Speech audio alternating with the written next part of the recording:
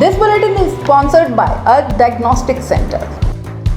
नमस्कार, मैं हूं जय श्रीनागदा और आप देख रहे हैं सीबीसी न्यूज राजस्थान का प्राइम टाइम बुलेटिन। खबरों में जाने से पहले एक नजर आज की न्यूज हेडलाइंस पर। रेलवे ब्रिज पर ब्लास्ट, पुलिस के हाथ अब भी खाली। 5 एजेंसीज, 50 अधिकारी और 150 पुलिसकर्मी की पड़ताल, रिजल्ट 0। भाजपा में सूरज पर रार, पुनिया अगर उगता सूरज तो डूबता कौन, कटारिया ने छेड़ा नया राग। हॉस्पिटल में बदला नवजात, पहले हाथ में थमाया लड़का, बाद में कहा लड़की हुई और फूट गया आक्रोश। राहुल गांधी की भारत जोड़ो यात्रा का रूट गुर्जरों के कारण बदल रहा, आखिर डर क्यों है। अफसर ने अश्लील पार्टी में छलकाए जाम तो मिला इनाम। अजमेर डिस्कॉम के सीनियर इंजीनियर की अश्लील पार्टी से सरकार खुश। और अब खबरें विस्तार से। उदयपुर में ओड़ा रेलवे ब्रिज पर जब से ब्लास्ट की खबरें आई है तभी से हर कोई ये चाहता है कि इस मामले का जल्द से जल्द खुलासा हो जाए और दोषी लोग पुलिस की गिरफ्त में आ जाए। तमाम जांच चल रही है, लेकिन मामले में चौथे दिन भी पुलिस के हाथ खाली हैं। एनआईए, एनएसडी, सेंट्रल आईबी और एटीएस समेत एजेंसियों की टीम के आने के बाद भी अब तक आरोपियों के बारे में कोई खास सुराग नहीं मिल सके हैं। पुलिस अब तक 100 से ज्यादा लोगों से पूछताछ कर चुकी है, लेकिन किसी से भी कोई लीड नहीं मिल पाई है। पुलिस ने सीडीआर की मदद से 2000 से ज्यादा नंबर्स की बारीकी से जांच की है। पुलिस उन नंबर्स पर ज्यादा फोकस कर रही है जो शनिवार शाम को उस इलाके में 5 मिनट से ज्यादा एक्टिव रहे थे। पुलिस का मानना है कि इस धमाके में 3 से ज्यादा लोगों ने मिलकर ये ब्लास्टिंग की फिटिंग की होगी। पिछले 4 दिनों से केवड़ा पुलिस चौकी, पलोदड़ा पुलिस चौकी और जावर माइंस चौकी में लगातार लोगों को बुलाया जा रहा है। इन्हीं बिल्डिंग्स में पुलिस के कई बड़े अधिकारियों ने भी डेरा डाल रखा है। इसी केस में उदयपुर पुलिस के 150 से ज्यादा कर्मचारी पूरी तरह से लगे हुए हैं और इसके साथ अलग अलग एजेंसी के 50 से ज्यादा अधिकारी लगे हैं। हालांकि लोकल नेटवर्क नहीं होने की वजह से सभी एजेंसीज के अधिकारी भी पूरी तरह से पुलिस पर ही निर्भर है। लगातार वे प्लानिंग के बाद पुलिस टीमों को निर्देश दे रहे हैं। राजस्थान एटीएस अधिकारियों ने भी अपनी जांच को बढ़ाया है। एटीएस के अधिकारियों ने मौके पर डेमो के रूप में कुछ वायरिंग की फिटिंग कर धमाके की इंटेंसिटी का अनुमान लगाने की कोशिश की है। एटीएस के अधिकारी मान रहे हैं कि जिस स्तर का ब्लास्ट किया गया है वो आरोपियों ने करीब 100 से 150 मीटर के दायरे में किया होगा। टीम के अधिकारियों ने रेलवे ब्रिज से करीब 300 मीटर की दूरी से बस्ती के घरों में जाकर लोगों से जानकारी जुटाई है। लोगों ने पुलिस को बताया कि शनिवार शाम को ब्लास्ट का कंपन इतना तेज था कि मानो तेज भूकंप आया हो। दरअसल इस केस में पुलिस लोकल किसी व्यक्ति के शामिल होने की संभावना पर ज्यादा जोर देते हुए काम कर रही है। पुलिस अधिकारियों का मानना है कि माइनिंग क्षेत्र में काम करने वाले किसी प्रशिक्षित व्यक्ति द्वारा डेटोनेटर और वायरिंग की फिटिंग की होगी। उसे धमाके की क्षमता और उसकी मौजूदगी को कितना दूर रखना चाहिए इस बारे में उसे समझ होगी। पुलिस ने नए रेलवे ब्रिज के साथ पुराने पुल और उसके पास के नाले में बारीकी से चेकिंग की है। हालांकि शराब की टूटी हुई बोतल और रेलवे के टूटे सामान के अलावा वहां से कुछ नहीं मिला है। इस केस में अब तक पुलिस 100 से ज्यादा लोगों से पूछताछ कर चुकी है। पुलिस किसी भी संदिग्ध को नहीं छोड़ रही है। दो तरीकों से क्रॉस चेक किया जा रहा है। पुलिस जावर माइंस में ब्लास्टिंग का काम करने वाले या पहले कर चुके व्यक्ति को नहीं छोड़ना चाहती। उनसे एक से एक मिले पॉइंट को लिखकर अधिकारियों को बताया जा रहा है। पुलिस को जिस बाइकर्स गैंग के किसी व्यक्ति को शामिल होने का शक था, मगर उस दिशा में भी पुलिस को कुछ नहीं मिला। ज्यादातर नाबालिग युवकों ने ट्रैक पर बैठकर अक्सर शराब पार्टी करने की बात तो स्वीकार की है, मगर किसी संदिग्ध को देखे जाने के बारे में बात नहीं की है। इस केस में एजेंसीज के इशारे पर इस रेलवे ट्रैक को बनाने वाले कई छोटे ठेकेदार, सुपरवाइजर और मजदूरों की हिस्ट्री को खंगालते हुए पूछताछ हो रही है। पुलिस ने ओड़ा के 2 दर्जन से ज्यादा ग्रामीणों से पूछताछ की है। यही नहीं, पुलिस ने ब्लास्ट की सबसे पहले सूचना देने वाले संदीप मीणा और उसके दोस्त से भी लंबी बातचीत की है।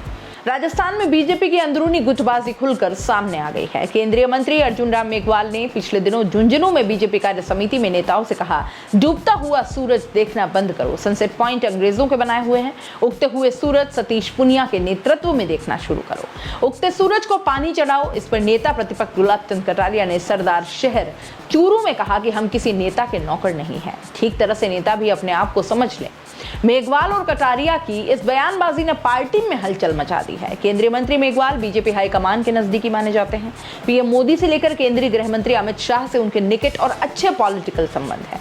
इसलिए माना जा रहा है कि उन्होंने उगते सूरज और डूबते सूरज शब्दों का इस्तेमाल कर बीजेपी का पूरा सियासी नैरेटिव बदलने की मुहिम शुरू कर दी है। हालांकि मेघवाल ने जब ये बात कही उस वक्त प्रदेश बीजेपी के सभी प्रमुख नेता सभागार में मौजूद थे, लेकिन पूर्व मुख्यमंत्री वसुंधरा राजे और प्रदेश प्रभारी अरुण सिंह मौजूद नहीं थे। उन्होंने पुनिया को तो उगता सूरज बताया, लेकिन डूबते सूरज का बिना नाम लिए बेहद चतुराई से सियासी मैसेज दिया है। उनका ये बयान सीएम फेस को लेकर बीजेपी में चल रही खींचतान की तरफ इशारा माना जा रहा है।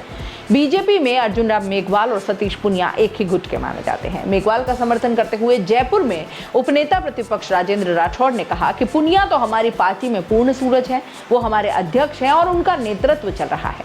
मेघवाल के बयान से एक दिन पहले 12 नवंबर को सरदार शहर में विधानसभा उपचुनाव का प्रत्याशी तय करने के लिए तेरापंथ भवन में बैठक रखी गई थी और इसमें कार्यकर्ताओं को मंच से संबोधित करते हुए कटारिया ने कहा था कि किसी प्रत्याशी को चुनाव लड़ाने से पहले आप सबको जान समझकर मतदाता और गांव की भावना को समझकर ही निर्णय करना चाहिए। ऐसा नहीं कि कोई इसका भाई का करेंगे, क्योंकि मैंने पहले ही शब्द कहा है, हम किसी नेता के नौकर नहीं हैं। समझ जाए टीचर के नेता भी अपने आप, हम यहाँ नौकरी करने नहीं है। भीलवाड़ा के महात्मा गांधी हॉस्पिटल के एमसीएचसी सेंटर में बुधवार दोपहर को प्रसूता का नवजात बदलने की बात को लेकर हंगामा हो गया है। प्रसूता के परिजनों ने हॉस्पिटल के बाहर अपना विरोध जताया। इस विरोध प्रदर्शन को देखते हुए हॉस्पिटल के अधिकारी और भीमगंज थाना पुलिस मौके पर पहुंच गई है। परिजनों का आरोप है कि हॉस्पिटल के स्टाफ ने पहले उन्हें प्रसूता के लड़का होने की बात कही और उसके परिजनों को आवाज लगाकर नवजात लड़का भी सौंपा। वहीं 20 मिनट बाद हॉस्पिटल स्टाफ प्रसूता के परिजनों को आवाज लगाकर बुलाते हैं और उसके हाथ में नवजात लड़की पकड़ा देते हैं और लड़के को वापस ले जाते हैं। ऐसे में परिजनों के हॉस्पिटल स्टाफ पर बच्चा बदलने का आरोप लगाते हुए हंगामा शुरू कर दिया है। अभी तक मिली जानकारी के अनुसार पूर्व निवासी टीना पत्नी गणेश को प्रसव पीड़ा के चलते बुधवार सुबह महात्मा गांधी हॉस्पिटल लाया गया। करीब 12 बजे हॉस्पिटल स्टाफ ने टीना के परिजनों को आवाज लगाई और उसके लड़का होने की बात कही। परिजनों को नवजात शिशु हाथ में दे दिया। इसके 20 मिनट के बाद ही हॉस्पिटल के स्टाफ ने टीना के परिजनों को वापस आवाज लगाई, टीना के लड़की होने की बात कही और नवजात लड़के को वापस देने की बात कही। इसके बाद परिजन विरोध जताने लग गए। सामने ये भी आया है कि टीना के बेड के पास ही दीपक सिंधी की पत्नी को भी प्रसव हुआ। हॉस्पिटल स्टाफ ने नवजात लड़का दीपक सिंधी का बताया है। इस मामले के बाद एमसीएचसी सेंटर के प्रभारी इंद्र सिंह, भीमगंज थाना पुलिस व हॉस्पिटल के अन्य अधिकारी भी मौके पर पहुंच गए हैं। अधिकारियों द्वारा इस मामले की जांच की जा रही है। साथ ही प्रसूता के हुए नवजात के बारे में दस्तावेज की जांच की जा रही है। राजस्थान में राहुल गांधी की भारत जोड़ो यात्रा के रूट में बदलाव हो सकता है। पार्टी के स्तर पर इसके पीछे कारण बताया जा रहा है वाइल्ड लाइफ एक्ट 1972 के नियम। लेकिन राजनीति के जानकार इसे राजस्थान में चल रही अशोक गहलोत बनाम सचिन पायलट की लड़ाई से जोड़कर देख रहे हैं। भारत जोड़ो यात्रा करीब 20 दिन बाद राजस्थान में प्रवेश करने वाली है, लेकिन अभी तक राजस्थान में इस यात्रा का रूट फाइनल नहीं हो पाया है। अब इसका फैसला वरिष्ठ कांग्रेस नेता दिग्विजय सिंह की अध्यक्षता में बनी कमेटी करेगी। बताया यह जा रहा है कि राजस्थान में भारत जोड़ो यात्रा में वाइल्ड लाइफ के नियम बाधा बन रहे हैं। इन नियमों के तहत वाइल्ड लाइफ क्षेत्र में एक साथ बड़ी संख्या में पैदल यात्री नहीं निकल सकते और इसके साथ ही क्षेत्र में तेज आवाज में लाउड स्पीकर नहीं बजाए जा सकते हैं। भारत जोड़ो यात्रा के मार्ग में 3 टाइगर रिजर्व आ रहे हैं। कोटा संभाग के झालावाड़ जिले में यात्रा जिस रास्ते से गुजरेगी उसका कुछ भाग मुकुंदरा टाइगर हिल्स रिजर्व में शामिल है। वहीं बूंदी जिले में रामगढ़ विषधारी टाइगर रिजर्व का क्षेत्र आता है। सवाई माधोपुर जिले से भी अधिकांश क्षेत्र रणथंभौर टाइगर रिजर्व में आ रहा है। ऐसे में इन क्षेत्र से यात्रा का निकल पाना संभव नजर नहीं आता।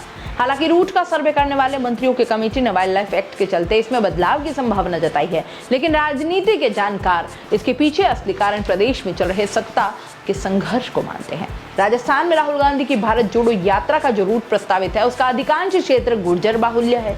सचिन पायलट को मुख्यमंत्री नहीं बनाए जाने से इस समाज में नाराजगी भी चल रही है। पिछले दिनों इसी के चलते पुष्कर में कर्नल किरोड़ी सिंह बैसला के अस्थि विसर्जन कार्यक्रम में गुर्जर समाज से आने वाले लोगों ने गहलोत गुट के मंत्रियों को मंच से बोलने तक नहीं दिया। इस कार्यक्रम में मंत्री अशोक चांदना पर जूते फेंके गए। वहीं मंत्री शकुंतला रावत और आरटीडीसी चेयरमैन धर्मेंद्र राठौड़ को भी बीच सभा से निकलना पड़ा। गुर्जर आरक्षण संघर्ष समिति के अध्यक्ष विजय बैंसला ने चेतावनी दे रखी है कि अगर सरकार ने 4 साल पहले हुए समझौते को लागू नहीं किया तो गुर्जर समाज भारत जोड़ो यात्रा का विरोध करेगा। ऐसे में सत्ता और संगठन भी नहीं चाहेंगे कि इस गुटबाजी का असर राहुल गांधी की यात्रा पर पड़े। अजमेर डिस्कॉम के सीनियर इंजीनियर बीएस शेखावत तो आपको याद ही होंगे, वही जो 30 जून को रिटायर हुए थे और रिटायरमेंट से पहले जूनियर और सीनियर इंजीनियर्स के लिए पुष्कर के एक होटल में एक पार्टी का आयोजन किया था। ये पार्टी 18 जून को हुई, जिसका वीडियो बाद में सामने आया। इसमें 11 जिलों अजमेर, भीलवाड़ा, चित्तौड़, नागौर, उदयपुर, प्रतापगढ़, राजसमंद, सीकर, झुंझुनू से आए इंजीनियर एवं कर्मचारी शामिल हुए। डांस और शराब पार्टी में शामिल कुछ इंजीनियरों ने बताया कि पार्टी में वीडियो बनाए जाने पर रोक थी, मगर शराब के नशे में कुछ लोगों ने वीडियो बना लिए थे। इंजीनियरों कर्मचारियों के आपसी विवाद हुए, वीडियो वायरल कर दिए गए और इस तरह से पोल पट्टी खुल गई। मामला सामने आया तो सरकार ने इसे गंभीरता से लिया। एक अफसर बीएस सोनी को सस्पेंड कर दिया गया। इसके बाद जांच कमेटी में chief account officer BL Sharma, XEN Mukul Kulshreshtha और जयपुर डिस्कॉम के जेडीपी एचबी भाटिया को शामिल किया। लेकिन मजे की बात देखिए, मामला ठंडे बस्ते में जाते ही अजमेर डिस्कॉम के इंजीनियर्स की अश्लील पार्टी में डांस को लेकर सस्पेंड किए गए एक्सेन बीएस सोनी को बहाली संघ तोहफा भी दिया है। सोनी को एक्सेन होते हुए अगेंस्ट चीफ सेफ्टी ऑफिसर के पद पर फिर से अजमेर में ही लगा दिया गया। इसके लिए आदेश डिस्कॉम के सचिव एनएल राठी ने जारी किए हैं, वो भी तब जबकि मामले की जांच अभी भी लंबित है। डिस्कॉम के आदेश को लेकर निगम में चर्चा है कि चीफ सेफ्टी ऑफिसर के पद पर एसी लेवल का अधिकारी लगता है। जांच लंबित होने के बावजूद डिस्कॉम प्रबंधन ने एक एक्शन को इस महत्वपूर्ण पद की जिम्मेदारी सौंप दी है। वर्तमान में चीफ सेफ्टी ऑफिसर के पद का अतिरिक्त कार्यभार एसीजीएस मीना के पास था। डांस और शराब पार्टी की वीडियो सामने आने के बाद सोनी को पहले दिन के समय एपीओ किया और जब सरकार का दबाव पड़ा तो रात को सस्पेंड कर मुख्यालय झुंझुनू किया गया। डिस्कॉम में गत 9 नवंबर को श्याम मोहन मौर्य को एक्सेन पद पर प्रमोशन दिए जाने की चर्चा है, जबकि डांस पार्टी में डांस करते हुए सोनी के अलावा मौर्य भी आइडेंटिफाई किए गए थे। जांच कमेटी में इनको भी बयान के लिए बुलाया, बयान दर्ज हुए। जांच अभी पूरी नहीं हुई है, लेकिन मौर्य को प्रमोशन जरूर दे दिया गया है। कमाल है ना।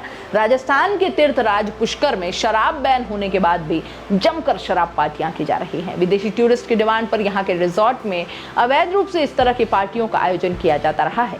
ऐसी ही पार्टी पर गत दिनों पुष्कर पुलिस ने रेड डाली। इस पार्टी में युवतियां बिकिनी और युवक शॉर्ट्स पहने अश्लील डांस करते नजर आए। मामला पुष्कर के गनाहेड़ा पंचायत के एक रिसोर्ट का था। प्राइम टाइम बुलेटिन में इतना ही। दीजिए इजाजत। नमस्कार। This bulletin is sponsored by earth diagnostic centre. दोस्तों, सीबीसी न्यूज आपके सहयोग से लगातार बढ़ता जा रहा है। स्वतंत्र पत्रकारिता का सहयोग करने के लिए आपका धन्यवाद। सबसे पहले तो जिन लोगों ने हमारे चैनल को सब्सक्राइब नहीं किया है तो पहले सब्सक्राइब करें, जिसका कोई शुल्क नहीं लगता और बड़ा आसान है। बस नीचे दिख रहे लाल सब्सक्राइब के बटन को दबाना है और पास में दिख रहे बेल आइकन को भी दबाना है, ताकि आपको अपने सीबीसी न्यूज के हर अपडेट्स मिल सके। हमारे इंस्टाग्राम पेज और फेसबुक पेज को भी लाइक करें, फॉलो करें। वहां पर भी आपको मिलती है तरह तरह के अपडेट्स। हम पूरे राजस्थान से आपके लिए लाते हैं वो खास खबरें जो आपके लिए जरूरी है, और वो भी पूरी बेबाकी के साथ। पत्रकारिता के इस मुश्किल दौर में आपकी आवाज जिम्मेदारों तक पहुंचाना ही हमारा लक्ष्य है, और ये आपके सहयोग के बिना संभव नहीं है। हमारा सहयोग करें, स्वतंत्र पत्रकारिता में अपना योगदान दें और ज्वाइन बटन पर जाकर सदस्यता लें, चाहे सबसे छोटी सहायता के रूप में ही क्यों ना हो। जनता की बेबाक आवाज बने रहें, उसके लिए सहयोग आपको ही करना है। सब्सक्राइब करिए और ज्वाइन बटन पर क्लिक कर सदस्यता ग्रहण कीजिए।